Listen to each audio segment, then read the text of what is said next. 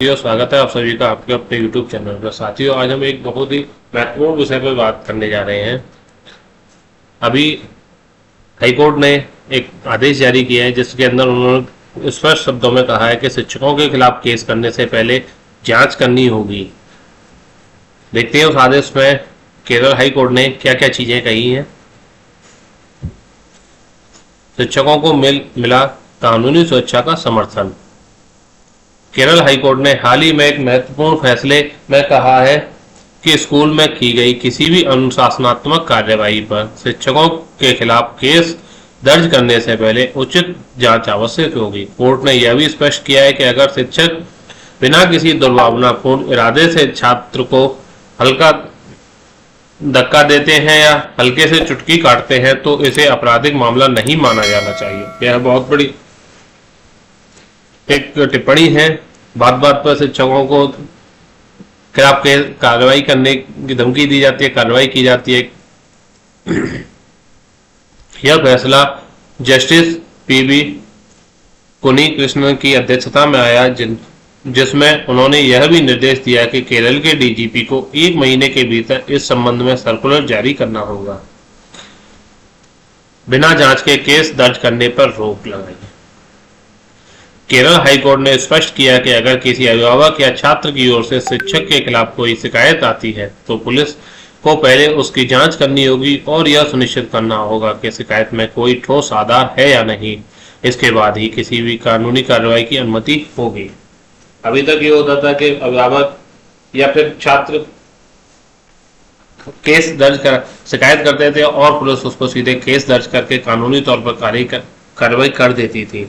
उसके बाद ही शिक्षक का पक्ष जानने की कोशिश की जाती थी। लेकिन अब यहाँ से आगे के शिकायत करने पर पहले जांच होगी कि यह शिकायत सही है या नहीं। अगर सही होती है तब ही वो केस दर्ज किया जाएगा।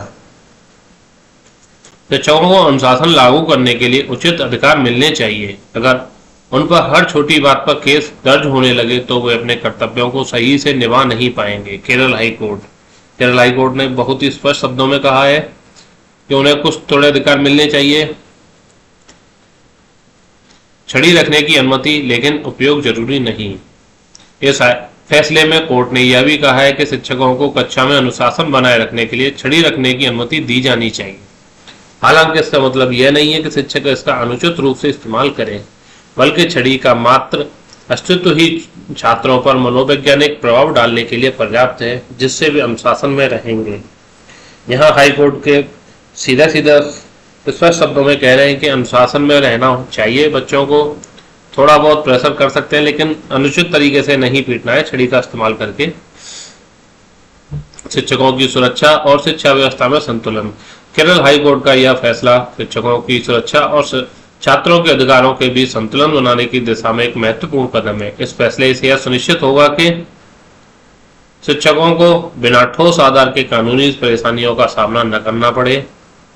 अनुशासन लागू करने के लिए शिक्षकों को आवश्यक अधिकार दिए जाएं, छात्रों के अधिकारों की भी रक्षा हो और उनके खिलाफ किसी भी प्रकार की अनुचित हिंसा पर रोक लगे। निष्कर्ष। इस फैसले के बाद क्या निष्कर्ष निकलता है उसके बारे में बात करते हैं।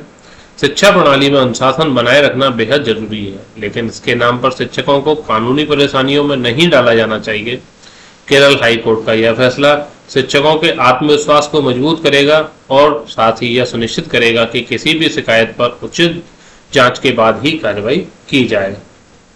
तो साथियों, ये था केरल हाईकोर्ट की तरफ से जारी किया गया एक आदेश, जिसमें उन्होंने स्पष्ट शब्दों में कहा है कि किसी भी शिक्षक के खिलाफ कोई भी कार्रवाई करने से पहले उसकी जांच करना जरूरी है और शिक्षकों को कुछ अधिकार दिए जाने चाहिए। हर छोटी छोटी बात पर उनके खिलाफ कानूनी कार्रवाई करने की धमकी न दी जाए, जिससे कि वह छात्रों को उचित भविष्य बना सके। साथियों, अगर वीडियो अच्छी लगी हो तो कृपया चैनल को सब्सक्राइब करके वीडियो को लाइक, शेयर और कमेंट करना ना भूलें। मिलते हैं फिर किसी अन्य वीडियो में, तब तक के लिए धन्यवाद।